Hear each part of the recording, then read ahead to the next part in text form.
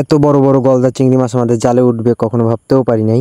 তো বন্ধুরা, আজকের ব্লগে তোমাদের সবাইকে স্বাগতম। আশা করি সবাই ভালো আছো। আজ আবারও চলে আসলাম নতুন একটা মাছের ভিডিও নিয়ে। আশা করি সবাই সম্পূর্ণ ভিডিওটা দেখবেন।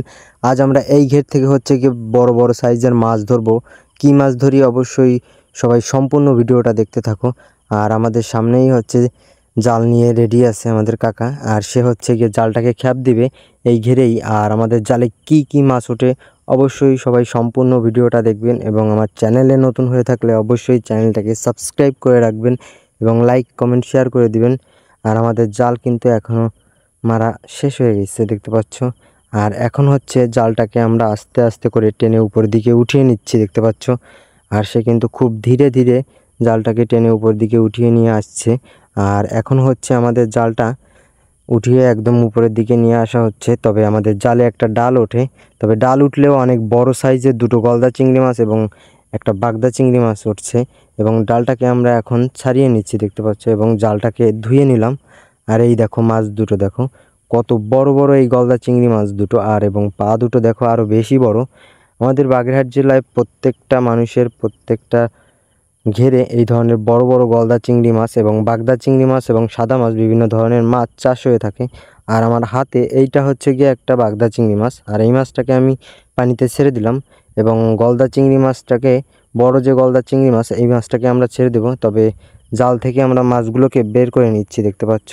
আর আমরা কিন্তু দেখতে পাচ্ছ জাল থেকে মাছগুলোকে সুন্দর করে আলাদা করে ছাড়িয়ে নিচ্ছি। দেখো এই যে একটা সব থেকে বড় গলদা চিংড়ি মাছ। এই গলদা চিংড়ি মাছটার ওয়েট আছে প্রায় 200 গ্রামের উপরে। আর এত বড় গলদা চিংড়ি মাছ আমরা রাখবো না, কারণ একসাথে যখন মাছ ধরা হয় তখন হচ্ছে গিয়ে এই মাছগুলোকে ধরা হবে। আর এই মাছটাকে আমরা পানিতে ছেড়ে দেবো, মানে ঘেরে ছেড়ে দেবো। দেখো কত বড় একটা গলদা চিংড়ি মাছ।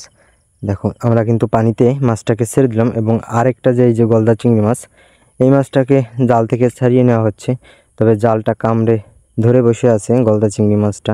দেখো পাগুলো দেখো কত বড় বড় সাইজের পাও, এবং গলদা চিংড়ি মাছটাও কিন্তু খুবই বড়।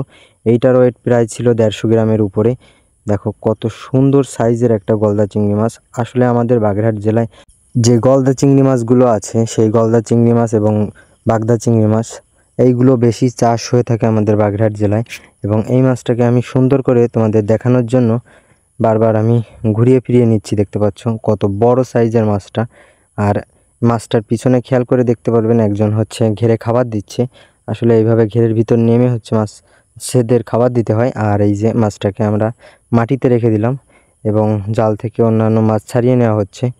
তো বন্ধুরা, ভিডিওটা ভালো লাগলে অবশ্যই শেয়ার করে দিবেন। ধন্যবাদ সবাইকে, ভালো থাকবেন।